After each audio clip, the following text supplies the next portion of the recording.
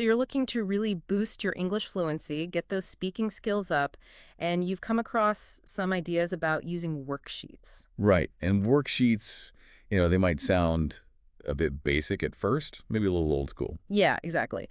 But the material you shared from Teacher Sam actually makes a really strong argument for why they can be, well, surprisingly powerful. Absolutely. We often link them to maybe learning as kids, but for really getting the fundamentals of a language down, they have some definite strengths. Teacher Sam outlines 7 main benefits. 7 key benefits. And we thought, okay, this is worth a proper deep dive, especially for anyone who's serious about speaking English more smoothly. Mhm. So that's our plan today. We're going to unpack these 7 benefits, not just list them, but really explore why they work, how they can actually make a difference to your speaking. And we'll throw in some practical tips too, things you can start doing straight away. Spot on. Think of it like a guide to using these maybe familiar tools to unlock more confident, more fluid communication. So let's start with benefit number 1 from Teacher Sam. Boosting vocabulary, but specifically with context. Okay, yeah. Vocabulary, it seems obvious, maybe, but having a good range of words is just crucial for speaking well, isn't it? Totally. It's hard to get your point across even in just like everyday chats if you're always stopping and searching for the right word. Right. It's like trying to paint a detailed picture with only 3 colors. You can get the basic shape, but none of the nuance. Good analogy. And what's useful here is how worksheets help. Teacher Sam points out they often focus on really common real-life topics, Yeah. shopping, travel, job interviews, hobbies. Things you actually talk about. Exactly. So you're learning words that are immediately useful. And crucially, you're not just getting lists of words in isolation.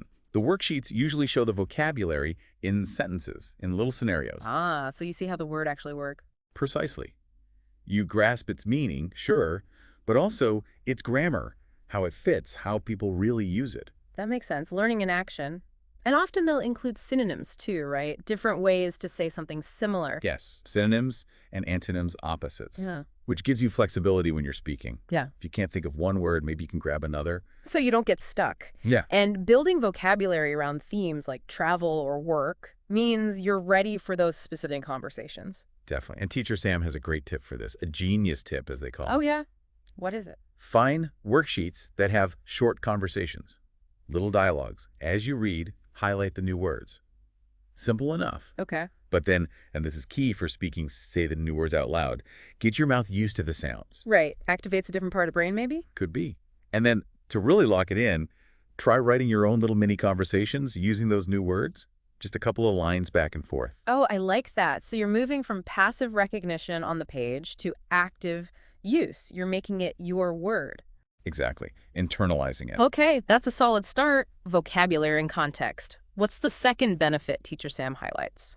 Benefit number 2 is all about improving sentence structure and, yes, grammar. Ah, grammar. The word that makes some learners nervous, maybe. It can definitely feel that way, like this huge mountain of rules you have to conquer before you can speak. Right.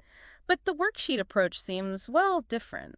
More practical, less like studying a textbook. That's the idea. You're seeing grammar applied within sentences, within exercises. You're not just reading abstract rules. So you start to get a feel for it, like what sounds right. Exactly that. You develop a more intuitive sense of correct word order, how sentences should flow, and good worksheets often build up complexity gradually. Starting simple, then adding layers. Makes sense.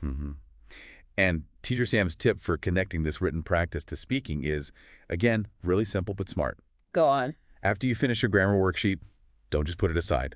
Speak the answers out loud. Ah, okay, so you're bridging that gap between knowing the rule and actually using it when you talk. Precisely. You're kind of automating it, training your brain and your mouth to produce those correct structures more naturally without having to consciously think through every single rule every time you speak. Which is the goal, isn't it, for it to become more automatic? Absolutely.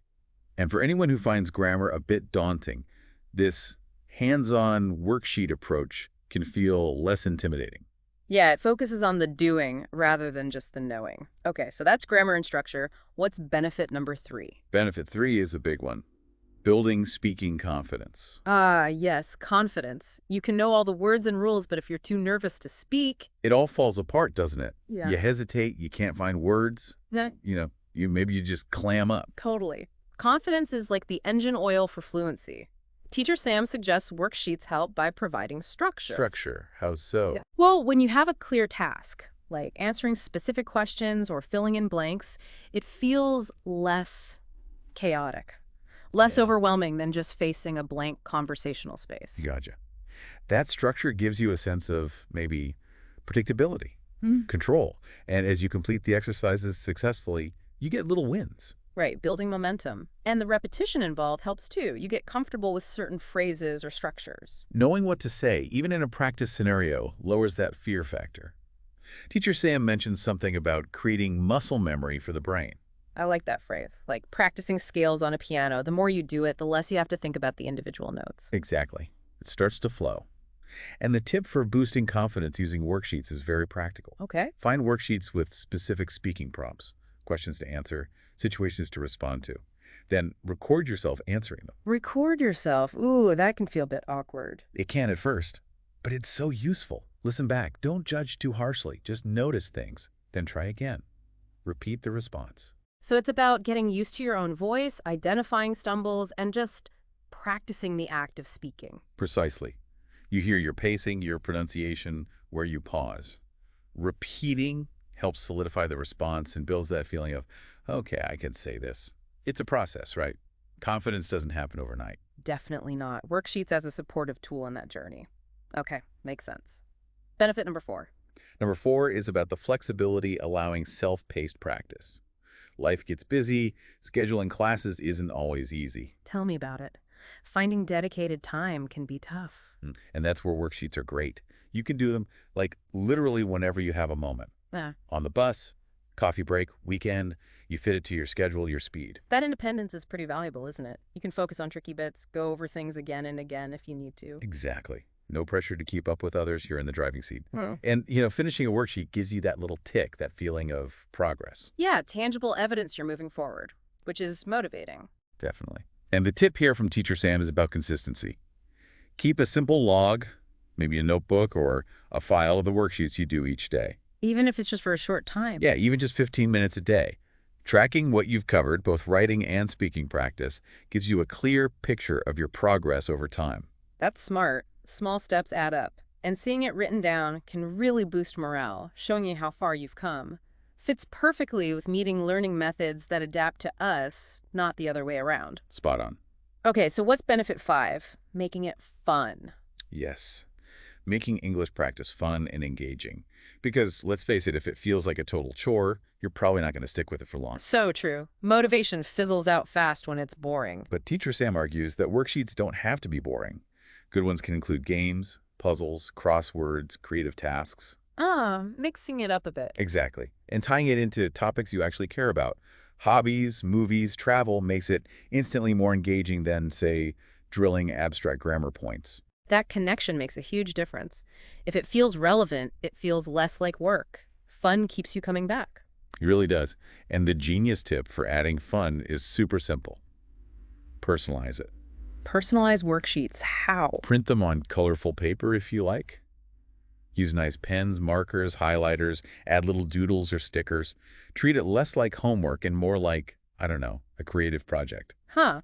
I love that. It's about changing your mindset towards the task, making it feel a bit more playful and less formal. Precisely. It challenges that idea that language learning has to be super serious all the time. Nice. Okay, benefit number 6. This one sounds crucial. Encouraging real-life speaking practice. Yeah, this is about bridging that gap, isn't it? Between studying and actually using the language out there in the world. Because that's the end goal, right? To talk to people confidently. All the vocabulary and grammar are tools for that. Exactly. Teacher Sam notes that lots of worksheets are designed specifically to mimic real interactions. They include dialogues, role-playing scenarios, questions for discussion. So they're like practice runs for actual conversations. In a way, yes. They get you thinking about not just what to say, but how to say it in different contexts. Practicing opinions, agreeing, disagreeing, asking questions. Things you actually do in a conversation. Right. And the tip here is really practical. Find a practice partner. Like a language exchange buddy or just a friend who's also learning. Yep. And then do the speaking worksheets together. Act out the dialogues. Do the role plays. Simulate ordering in a restaurant or doing a job interview based on the worksheet prompts. That takes it to another level, makes it much more dynamic and closer to the real thing. It really does. The closer your practice feels to a real conversation, the better prepared you'll be when you actually have one. Worksheets become a kind of script or launch pad for that interaction. Great stepping stone. Okay, that leaves benefit number 7. The final one, Teacher Sam highlights links, speaking with listening and pronunciation. Because fluent conversation is a two-way street, right? Absolutely. You need to understand what others are saying, and they need to understand you.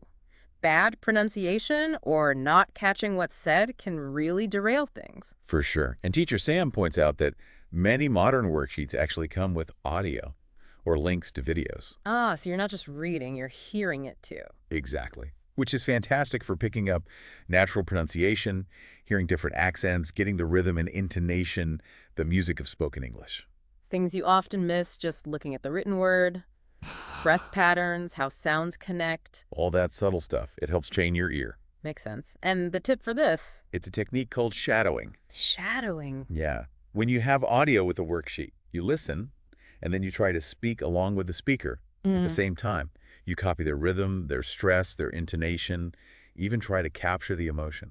Wow, okay. So literally talking over them, trying to mimic them exactly. Pretty much. It might feel a bit strange initially, maybe like you're doing karaoke without the music track, but it's incredibly effective for training your mouth and your ear together. You're physically practicing the sounds and rhythms. Like learning a dance by following the instructor's movements closely. Good comparison. And Teacher Sam suggests this makes your own speech sound much more natural and, crucially, easier for other people to understand. It shows how listening, pronunciation, and fluency are all tied together. Definitely interconnected. So, just to quickly recap those 7 points from Teacher Sam, worksheets can boost your vocabulary with context, improve sentence structure, and grammar. Build that essential speaking confidence. Allow flexible, self-paced learning. Make practice more fun and engaging. Encourage practice for real-life situations. And finally, improve your listening and pronunciation skills. Phew. Quite a list. It is. And the key takeaway, I think, is that these benefits become really powerful when you use those practical tips we talked about. Absolutely. Highlighting words, saying answers aloud, recording yourself, tracking progress, personalizing it, practicing with a partner, shadowing. Those actions turn the worksheet from just paper into a dynamic learning tool. They're the things that can lead to real, noticeable improvement in how you speak English. Which brings us to a final thought for everyone listening. Reflecting on these 7 benefits. Which one, or maybe which ones, really hit home for you right now? Yeah, where are your biggest challenges or your biggest goals currently? Is it needing more words, nailing down grammar, just feeling less nervous about speaking? We really encourage you to see worksheets not just as homework, but as a genuinely versatile and adaptable tool. Think about how you could consciously use them to target your specific needs on your journey to speaking English more fluently.